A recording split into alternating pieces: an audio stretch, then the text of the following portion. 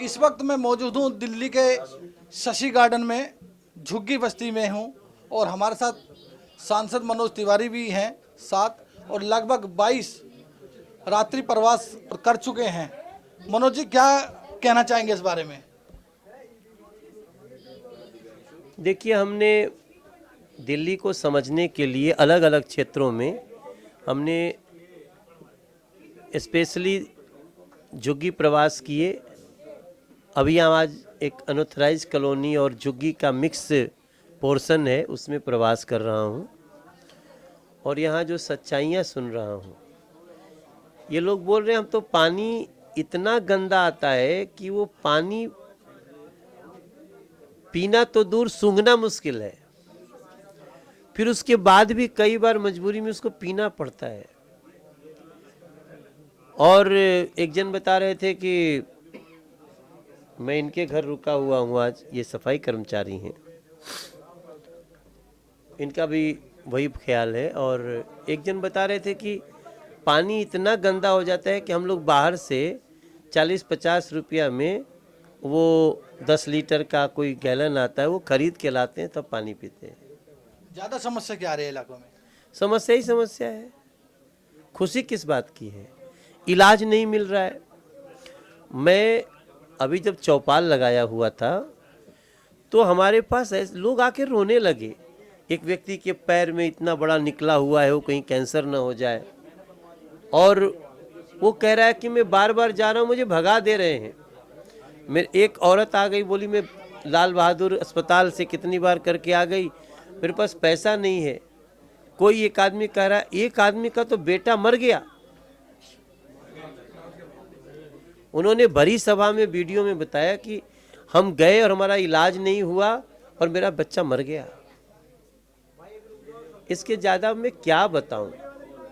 मैं through media इन सारे दृश्यों को दिखाना चाहता हूं और मैं दिल्ली को विश्वास दिलाना चाहता हूं कि ऐसे झूठे लोगों से दिल्ली को मुक्ति चाहिए।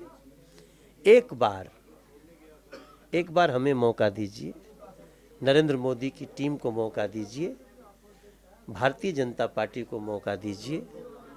इन सारी समस्याओं से मुक्त कराकर अगला कैसे हम विकास का रास्ता तय करेंगे, हम वहाँ दिल्ली को लाना चाहते हैं। आप अपने सरकारी बंगले में रहते हैं, यहाँ पर कोई एसी वेसी नहीं है, कैसे रात गुजारेंगे आप यहाँ पर? देखिए, हम सरकारी बंगला तो ज़रूर मिला हुआ है मुझे, लेकिन मेरा मन सरकारी बंगले वाला नहीं है। मेरा मन है कि जब तक दिल्ली का एक एक व्यक्ति जो इन अनऑथराइज कॉलोनी में, झुग्गियों में रह रहा है, जब तक उसके जीवन स्तर में सुधार न आ जाए, फिर हमारे जीने का कोई अर्थ नहीं है। आज जो चुनाव के नतीजे आए हैं, कैसे देखते हैं उनको, महाराष्ट्र में और हरियाणा में? बीजेपी की मेहनत का नतीजा है, उसके सबका साथ, सबका विकास, सबका विश्वास का नतीजा है। दोनों स्टेट में, महाराष्ट्र में तो प्रचंड बहुमत से हमारी सरकार वापस आई है। हरियाणा में हम क्लियर मेजॉरिटी में नहीं गए, लेकिन जो निर्दलीय आए उन्होंने सपोर्ट किया और उनके साथ मिलकर के हम पुनः सरकार बना रहे हैं। आपको लगता नहीं कि हरियाणा में सपना चौधरी से प्रचार कराते तो अच्छा रहता कुछ रिजल्ट? अब इस पे हम विचार करेंगे और आगे चुनाव में सपना का बहुत सदुपयोग होगा। देखिए, अरविंद केजरीवाल जी का जो भ्रम में डाल के जनता को बरगलाना है, उसका पोल खुल चुका है। और पहली बार आप देखें कि हम तो बिना सरकार में रहे, दिल्ली स्टेट में बीजेपी नहीं है, फिर भी हमने अनऑथराइज कॉलोनियों को रेगुलराइज कर दिया, मालिकाना हक दे दिया। कैबिनेट ने एक्सेप्ट कर लिया। 18 नवंबर से हमारी पार्लियामेंट है, पहले ही 3-4 दिन में इसको हम कानून बना करके दे देंगे। अब ये अंतर है कि एक व्यक्ति जो 67 सीट लेके मुख्यमंत्री बने, वो तो गरीबों का 5 लाख का आयुष्मान योजना रोक रहे हैं, फ्री इलाज का, कि इससे मोदी का नाम हो जाएगा। और एक हम हैं कि हम सरकार में नहीं भी हैं तो दिल्ली के 40 लाख नहीं, 70 लाख से ज़्यादा लोगों के लिए जो अनऑथराइज कॉलोनियों की समस्या, उसको ख़त्म कर दिया। महाराष्ट्र और हरियाणा के चुनाव के नतीजे के आने के बाद दिल्ली में क्या तैयारी रहेगी आपकी? दिल्ली में हमारी तैयारी देखिए यही है, हम अपना मैनिफेस्टो बना रहे हैं। साफ पानी देना, हमें घर घर नल से स्वच्छ जल देना है। मैं समझता हूँ आप इतना ही दे दीजिए तो दिल्ली के लोग खुशी से नाचने लगेंगे। भैया पानी अगर फ्री मिल जाए, उससे बड़ी चीज़ इसमें कुछ है ही नहीं, पानी साफ मिल जाए।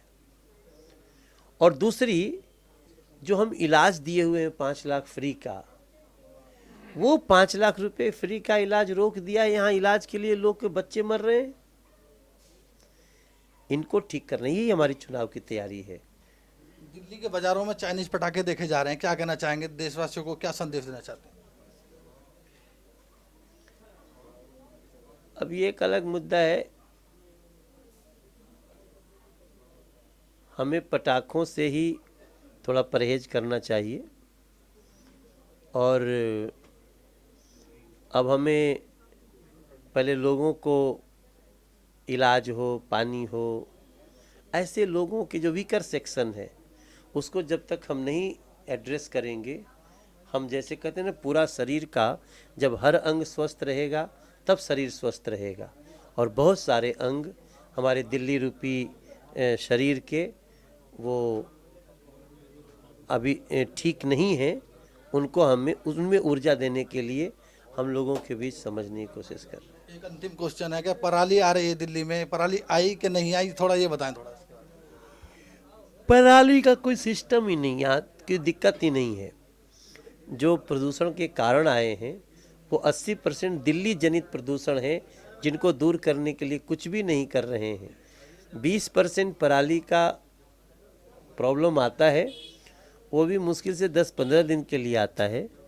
लेकिन हरियाणा ने वही पराली जलानी बंद कर दी है, और पंजाब भी अगर बंद कर दे तो मैं समझता हूँ कि बहुत अच्छी बात होगी। लेकिन अब पंजाब की पराली चंडीगढ़ क्यों नहीं जा रही है, दिल्ली ही क्यों आ रही है?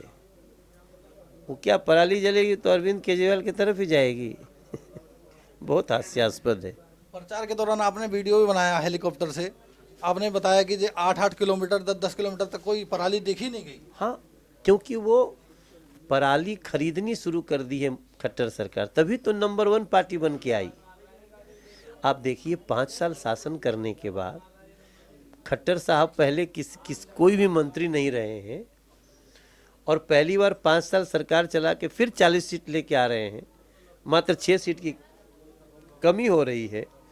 तो ये तो कहीं ना कहीं किसानों की खुशी का होगा। गांव मैक्सिमम जीते हैं। बहुत बहुत शुक्रिया बात करने के लिए। कैमरामैन अभिषेक के साथ धर्मेंद्र कुमार, लाइव न्यूज़ दिल्ली।